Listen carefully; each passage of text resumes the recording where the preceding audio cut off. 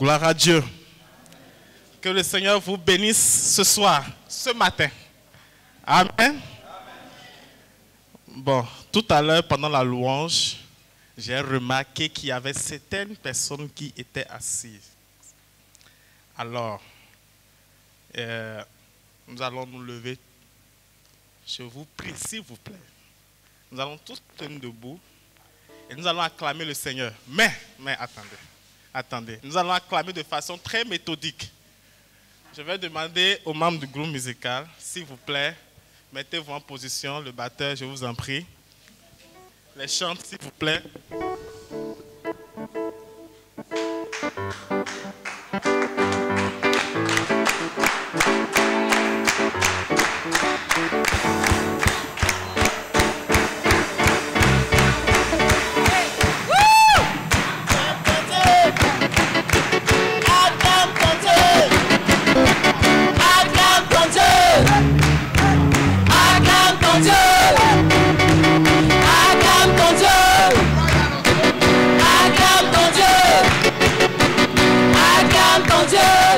Alléluia. Acclame ton Dieu.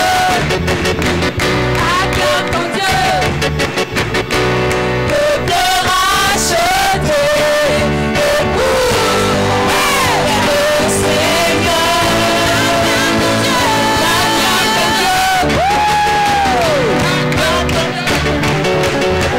Acclame ton Dieu. Acclame ton Dieu. Acclame ton Dieu. Dieu, acclame ton Dieu. Acclame ton Dieu. Peuple racheté, époux, le Seigneur. La vie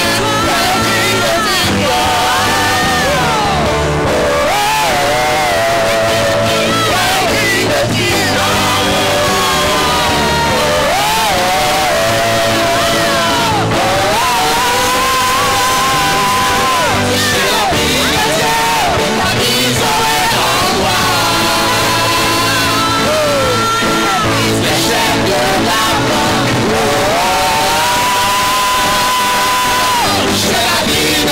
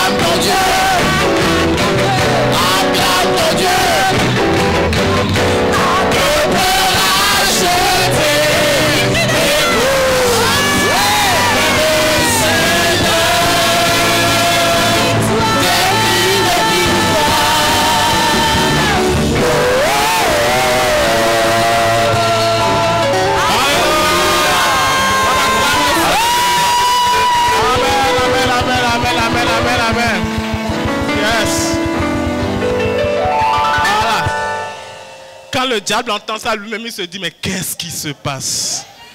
Qu'est-ce qui se passe? C'est ce qui dérange le diable. Ils ont fait le tour pendant 7 jours. Et le 7e jour, ils ont chanté en faisant le tour 7 fois. Et les murailles, est-ce que vous avez vu, vous avez étudié les murailles de Jéricho? L'épaisseur, la largeur, les murailles se sont écroulées. One by one, un par un. Et ils sont rentrés. Non, la louange est puissante. Amen. Que le nom du Seigneur soit béni. Merci, groupe musical. Alors, ce soir, ce matin, avec l'atmosphère avec la lumière, ce qu'on voit au dehors. On croit qu'on est encore au 30 avril, mais on est déjà au 1er mai. Bienvenue dans le nouveau mois. Alors, le thème dont nous allons parler tout de suite s'intitule, le thème s'il vous plaît, le fruit de l'esprit comme amur de repositionnement. Le fruit de l'esprit comme amur de repositionnement. Bien-aimés frères, permettez qu'on commence déjà à définir les expressions. La malcompréhension des expressions parfois nous amène à ne pas comprendre le message ou le thème. Donc permettez qu'on commence déjà à expliquer ce que cela voudra dire. Même si j'appelle un enfant de SIEM de l'école, que je lui demande le fruit de l'esprit, il me donnera automatiquement le passage associé. Tout le monde connaît. C'est quel passage? Galates 5, voilà, vous connaissez tous. Très bien. Nous n'allons pas définir c'est quoi le fruit de l'esprit, mais nous allons venir dans la suite. C'est quoi l'amur? Qui va m'aider? Amur. Qui va m'aider?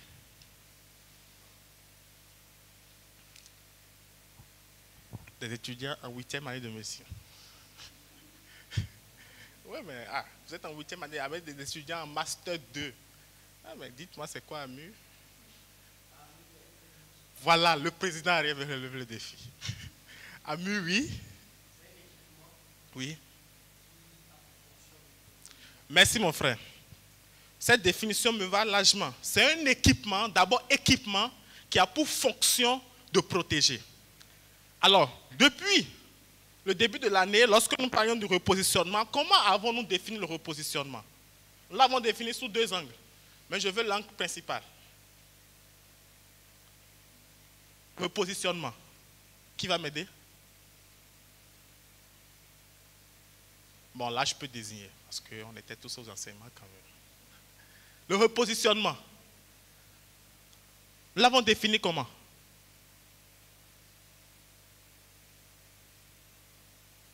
Yeah. OK.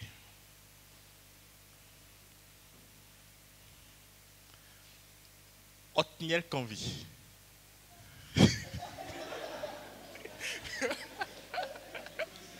Le professeur. Voilà. Oui. Comment avons-nous défini le repositionnement? Pour t'aider, il y a un côté social, c'est-à-dire le Seigneur va nous amener à un niveau de gloire. Hein, le Seigneur nous repositionne à un niveau vraiment, nous serons bénis. Voilà, ça c'est un angle. Je veux le deuxième angle. Oui, oui.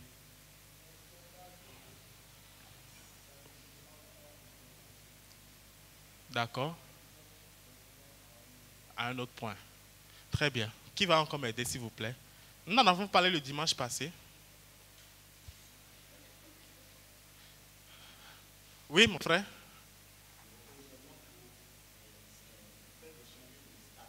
Oui. En fonction de quoi?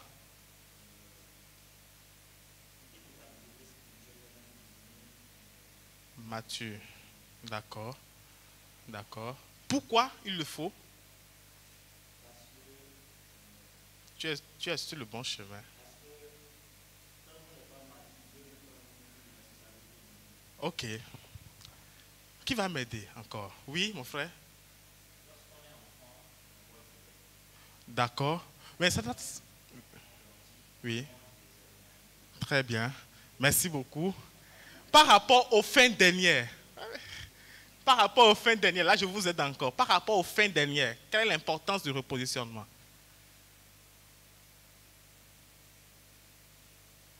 Aïe, aïe.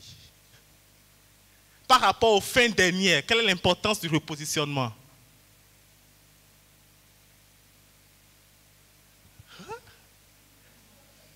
Oui. Par rapport au temps dernier.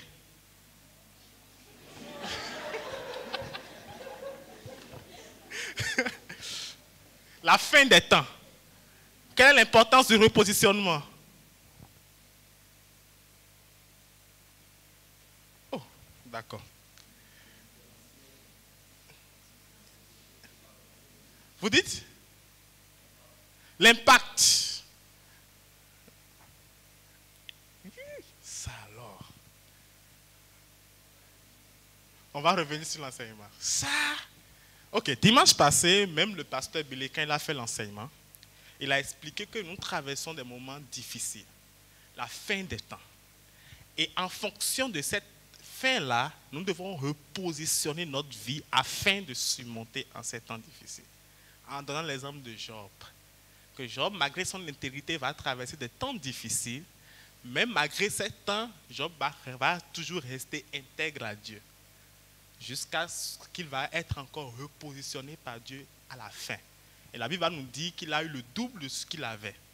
Donc, le repositionnement, c'est plus dans le sens des fins dernières. C'est-à-dire, nous sommes en une période où nous allons vers la fin des temps, vers le retour de Jésus. Les choses ne redeviendront plus les mêmes. Donc, le chrétien doit repositionner sa vie. On est ensemble? Amen. J'espère que vous n'allez plus oublier. Très bien. Alors, le fruit de l'esprit comme armure pour le repositionnement. Autrement dit, le fruit de l'esprit comme équipement de protection ou équipement pour éviter les temps difficiles, pour surmonter plutôt. Pas pour éviter, mais pour surmonter. Le fruit de l'esprit comme équipement pour surmonter les temps difficiles, pour être vraiment protégé par rapport à ces temps-là, afin de ne pas succomber. On comprend le thème? Est-ce qu'on comprend le thème? Très bien. Ouvrons nos Bibles, s'il vous plaît, dans Matthieu 24, versets 3 à 13. Nous lirons dans la version Bible Semeur. Matthieu 24, versets 3 à 13. Version Bible Semeur. Comme il était assis sur le mont des Oliviers, ses disciples s'approchaient, le prirent à part et lui demandèrent: dis-nous quand cela se produira et quel signe annoncera ta venue et la fin du monde. Jésus leur répondit: faites bien attention que personne ne vous induise en erreur, car plusieurs viendront sous mon nom en disant: je suis le Messie, et ils tromperont beaucoup de gens. Vous entendrez parler de guerre et de menaces de guerre. Attention, ne vous laissez pas troubler par ces choses, par ces nouvelles plutôt, car cela doit arriver, mais ce ne sera pas encore la fin. En effet, on verra se dresser une nation contre une nation, un royaume contre un autre. Il y aura des famines et des tremblements de terre en divers lieux, mais ce ne seront que les premières douleurs de l'enfantement. Verset 9. Alors on vous persécutera et l'on vous mettra à mort. Toutes les nations vous haïront à cause de moi. À cause de cela, beaucoup abandonneront la foi, ils se trahiront et se haïront les uns les autres. Verset 11. De nombreux faux prophètes surgiront et ils tromperont beaucoup de gens. Parce que le mal ne cessera de croître, l'amour du plus grand nombre se refroidira. Mais celui qui vaincra, celui qui tiendra plutôt bon jusqu'au bout, sera sauvé. Amen. Luc, verset 21. Luc chapitre 21 plutôt. Luc chapitre 21. Nous lisons le verset 7. Toujours version Semeur. Luc 21, verset 7. Le verset 7 nous dit ceci. Maître, lui demandait-il, alors quand cela se produira-t-il et à quel signe reconnaîtront-on que tous ces événements devront avoir lieu? Le verset 10. Le verset 10. Puis il ajouta: on verra se dresser une nation contre une autre nation, un royaume contre un autre. Il y aura des grands tremblements de terre et en divers lieux, des famines, des épidémies séviront. Dans la version de Matthieu, il n'a pas précisé les épidémies. Il n'a pas précisé, il n'a pas parlé des épidémies. Des phénomènes terrifiants se produiront et dans le ciel, des signes extraordinaires apparaîtront. Verset 12. Mais auparavant, on se saisira de vous, on vous persécutera, on vous traduira devant les autorités religieuses juives et vous serez jetés en prison. À cause de moi, vous serez traînés devant des rois et des gouverneurs. ces choses vous arriveront pour vous donner l'occasion d'apporter un témoignage. Ayez donc cette ferme conviction, vous n'aurez pas à vous préoccuper de votre défense. C'est moi, en effet, qui vous donnerai des paroles qu'aucun de vos adversaires ne pourra réfuter et une sagesse à laquelle personne ne pourra résister. Vous serez livrés même, verset 16, vous serez livrés. Bon, permettez qu'on lise ce verset ensemble, s'il vous plaît. Qu'on lise ce verset ensemble, le verset 16. On va ensemble. Vous serez livrés même par vos parents, vos frères, vos proches et vos amis qui feront mettre à mort plusieurs d'entre vous. Tout le monde vous haïra à cause de moi. Mais pas un seul cheveu de votre tête ne se perdra. En tenant bon, vous parviendrez au salut. Le dernier verset, le verset 13 du chapitre 24 de Matthieu nous dit « Mais celui qui tiendra bon jusqu'au bout sera sauvé. » Et le verset 19 du chapitre 21 de Luc nous dit « En tenant bon, vous parviendrez au salut. » Je commence à partir du verset 13 de Matthieu 24. Dans d'autres versions, dans la version King James français, il est dit « Celui qui endurera jusqu'à la fin sera sauvé. » Dans la version Bible Chouraki, il est dit « Celui qui tiendra jusqu'à la fin. » Se meurt celui qui tiendra jusqu'au bout.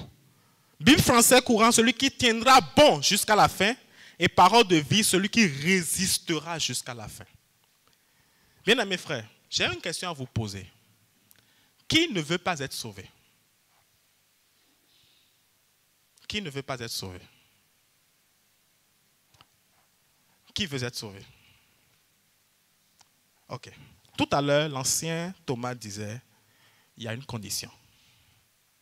La condition est là, celui qui tiendra bon, celui qui résistera, celui qui persévérera.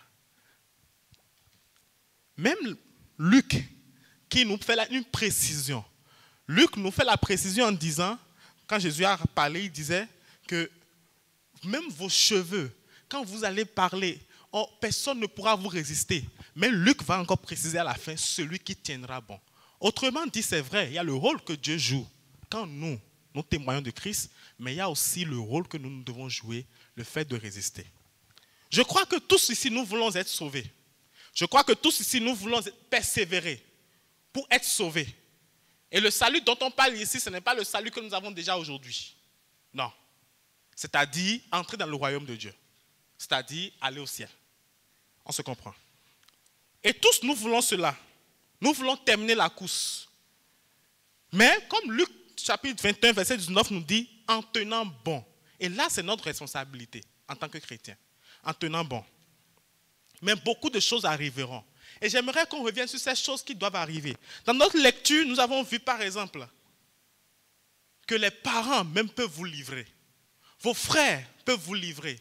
La Bible dit, beaucoup se feront du mal. Le mal va s'accroître. L'amour du plus grand nombre se refroidira. Le verset 10 nous dit, le verset 10 de Matthieu 24 nous dit, à cause de cela, beaucoup abandonneront la foi. Pourquoi? Il y aura des douleurs, de la persécution. Et si vous regardez bien, ces choses sont déjà là aujourd'hui. Une nation qui s'élève contre une autre nation. Je ne sais pas si vous suivez les informations, mais c'est là aujourd'hui.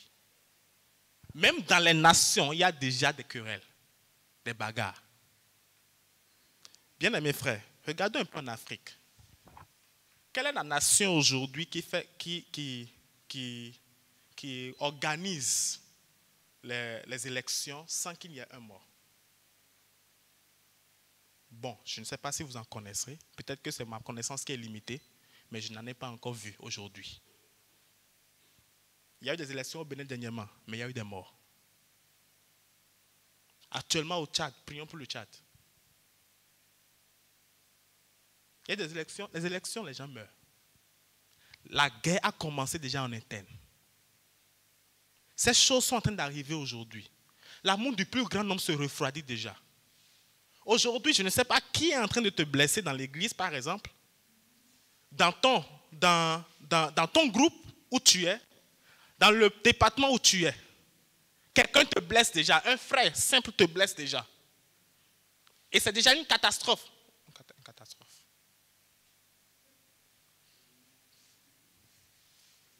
C'est déjà un problème. On crie sur tous les toits. Non, mais tel frère m'a blessé. Non, pourquoi il m'a parlé ainsi? Frère, dans les derniers jours, ton parent va te vendre. C'est écrit, non? On l'a lu ensemble. C'est pourquoi j'ai dit lisons ensemble. C'est écrit. Ton frère, ton ami va te vendre moins cher. Non, aujourd'hui, regardons aujourd'hui. Il suffit d'une petite phrase, c'est vrai. Nous avons dit qu'il faut que tes paroles soient mêlées de douceur, mais aussi lorsque ça vient te blesser, il ne faut pas crier sur tous les toits, frère. Si aujourd'hui une petite parole peut te blesser, non, il m'a mal parlé. D'ailleurs, même je ne vais pas à l'église le dimanche matin. Frère, mon ami, ça c'est un frère de l'église qui te parle et tu as mal. Dans les derniers jours, les choses qui arrivent, que nous avons lues, même père, même mère, il va te vendre. Ta femme va te vendre, ton mari va te vendre. Est-ce que c'est moi qui l'ai dit? C'est la parole, non? Nous l'avons lu, n'est-ce pas? Nous l'avons lu, n'est-ce pas? Bien-aimé, dites-moi qui peut tenir en ces temps sans le fruit de l'esprit? Dites-moi une personne qui peut tenir en ces temps. Si vous voulez, on peut encore relire. Il y aura des famines, des tremblements de terre. Est-ce que vous n'avez pas remarqué que économiquement, ça va de mal en pire? Ou bien vous n'avez pas fait la remarque? Moi, j'ai été touché. Ouais, j'ai été touché.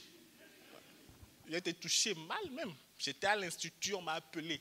On m'a dit, petit, on ne peut plus. On casse un peu. J'ai été touché. Hein? Donc c'est venu jusqu'à moi. Donc je sais de quoi je vous parle. Frère, ça va de mal en pire. Aujourd'hui, pour trouver un travail, vous savez combien c'est compliqué? J'ai vu un emploi d'offre, appel d'offre, comment vous dites? Comment vous appelez la chose? Offre d'emploi. Vous savez le profil qu'on a recherché? Bac plus 5, avec 5 ans d'expérience, salaire 50 000. J'ai fait capture d'écran, c'est dans mon téléphone. J'ai fait capture d'écran, c'est dans mon téléphone là, c'est là. Et vous allez voir, des gens vont souscrire. S'il n'a pas souscrit, il va trouver l'argent où? Parce qu'on sait qu'il y a la demande. On sait qu'il y a beaucoup de personnes qui sont à la maison. Aujourd'hui, pour être chauffeur même, il faut avoir expérience. Quelqu'un me disait, si toutes les entreprises cherchent des expérimentés, et ceux qui ne sont pas expérimentés, ils vont travailler comment? Les choses vont de mal en pire, frère. Mais l'apôtre Paul l'a dit à son fils Timothée, dans les derniers jours, il y aura des temps difficiles. Si même ton parent va te vendre, si vous n'avez pas, on va encore relire, vous allez voir, c'est dans Luc. Si même ton parent va te vendre, Luc 21, verset 16. Est-ce qu'on peut afficher, s'il vous plaît? Luc 21, verset 16 dit quoi? Vous serez livrés même par vos parents, vos frères, vos proches, vos amis, qui feront mettre à mort plusieurs d'entre vous. Si cela va arriver, que fais-tu aujourd'hui pour être sûr, pour te protéger? Pour savoir que si ça arrive, je peux résister. Si aujourd'hui, tu ne peux même pas résister devant l'insulte de ton frère. Ton frère t'appelle et dit, hey, tu sais, quand tu as dirigé là, tu as mal dirigé. Ce que tu as fait là, c'était nul. Ça, tu ne peux pas consommer ça pendant une journée. Ça te fait mal, ça te ronge, ça te détruit. Tu te dis, mais comment il va me parler comme ça? D'accord? Lui, c'est un frère dans Christ, l'église. Même père, même mère, vous êtes sortis du même sang, il va te vendre. Est-ce que tu pourras résister, frère? Est-ce que tu pourras tenir en ces temps difficiles? Essaie de comparer. Aujourd'hui, comment tu résistes? Demain, comment tu résisteras quand ces choses-là vont arriver? C'est pourquoi nous devons parler de fruits de l'esprit. C'est là que je voulais en venir. Galates 5, 22. Puisque mon temps est passé. Galates 5, 22. J'aimerais qu'on prenne conscience de tout ce qui va arriver.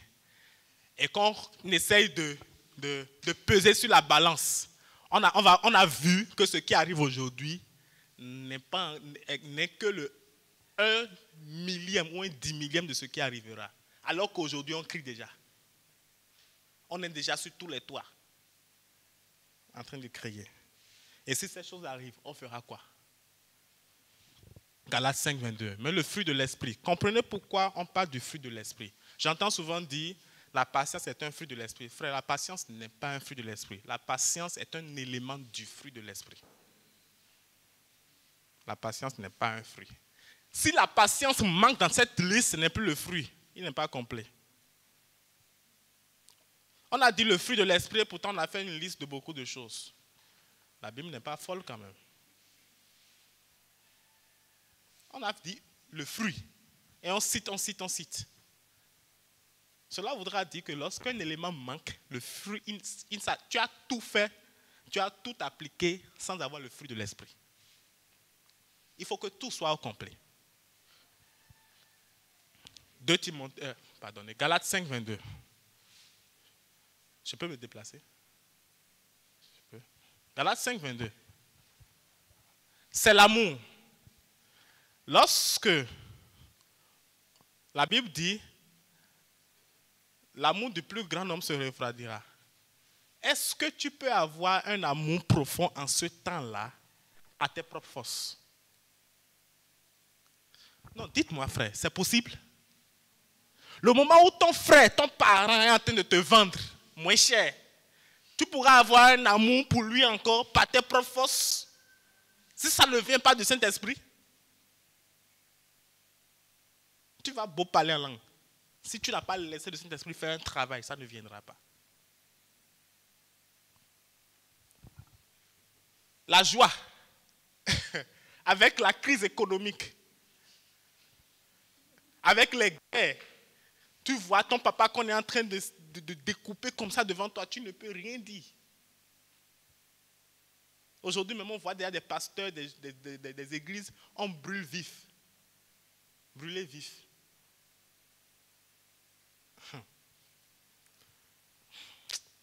Que Dieu nous aide. La joie. Aujourd'hui, peut-être que c'est 500 qui te manquent dans ta poche et tu as tous les problèmes du monde. Oh, vraiment, je manque de 500 francs. Vraiment, la vie, je suis fatigué, même pas 500 francs dans ma poche. D'accord? Il viendra le temps où tu n'auras pas à manger pendant un mois. Tu feras, vous qui ne savez pas faire les jeûnes de 31 jours, 40 jours, le temps vient où les jeûnes seront obligatoires. Hein? Vous pensez qu'en ce temps-là, quelqu'un peut avoir la joie si cette joie ne vient pas du Saint-Esprit? Ce n'est pas possible, frère. Ce n'est pas possible. La patience, la paix. Tu vois ton frère en train de te vendre. Et toi, tu continues de rechercher la paix avec lui. Aujourd'hui, il ne s'agit même pas de vendre ton frère. Il a vendu une propriété de la maison. Et c'est fini. Il y a les bagarres. N'est-ce pas? On est d'accord, non? Aujourd'hui, il ne t'a pas encore vendu. Il est encore à une étape primaire. C'est juste la propriété de la maison qu'il a vendue. Mais déjà, pour ça, on fait toute une histoire. Et vous pensez que le moment où il sera en train de te vendre, ou vendre ton petit frère, ou te vendre toi-même, moins cher, c'est en ce moment que tu auras la paix? Si cette paix-là ne vient pas du Saint-Esprit, frère, celui qui n'a pas le fruit de l'Esprit ne pourra pas résister. Jamais. Je l'atteste par le Saint-Esprit. La patience. La patience, ça c'est encore un autre problème. La patience. À quel niveau est notre impatience? Et quelle patience penses-tu avoir en 7 ans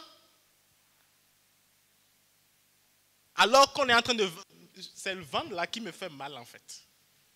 C'est la partie la plus grave de l'histoire. C'est comme si c'est pour la première fois que j'ai lu ça. Le Saint-Esprit a ouvert mes yeux, ça dit, quoi? Bien-aimés frères, l'amabilité, la bonté, la fidélité.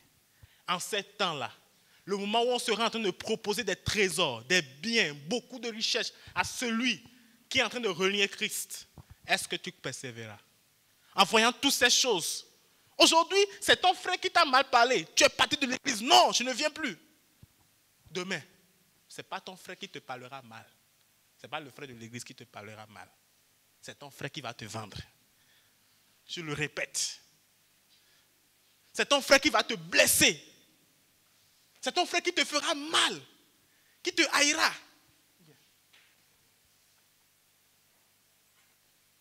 Et tu n'y peux rien. Et la Bible dit, la Bible précise, ce ne sera pas encore la fin. Nous l'avons lu. Ce sera les douleurs de l'enfantement. Les premières douleurs de l'enfantement. Ce n'est pas encore la fin. Autrement dit, nous serons encore ici, tous ici, là, pour subir ça. Bien-aimés frères, je vais m'arrêter là. Comprenons. Prenons conscience. Sans le Saint-Esprit, on ne pourra pas. Et comment avoir le Saint-Esprit? Galates 5, verset 22. Galates 5, le premier verset plutôt. Non.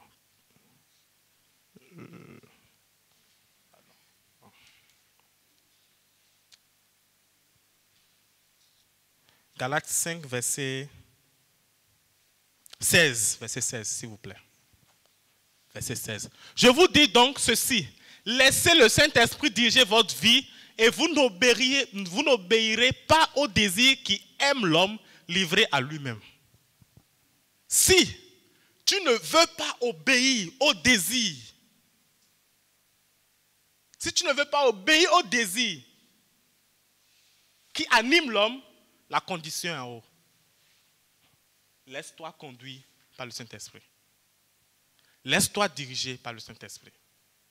Pose-toi la question chaque fois, Saint-Esprit, qu'est-ce que tu veux que je fasse? C'est aujourd'hui l'exercice doit commencer. Si tu veux attendre la dernière minute pour commencer à travailler sur cela, ça ne viendra pas. Ça ne viendra pas. C'est aujourd'hui qu'il faut commencer à réchauffer le moteur, frère. Les temps seront difficiles. Prenons conscience, les temps seront difficiles. Ce qu'on voit aujourd'hui n'est que l'ombre des choses à venir. Les difficultés qu'on rencontre aujourd'hui ne sont que l'ombre des choses qui vont arriver. Les choses qui vont arriver seront très dures. Très, très dures. La Bible a dit, beaucoup abandonneront la foi. Je prie que toi et moi ne soyons pas de ceux qui abandonnent la foi. Que Dieu vous bénisse.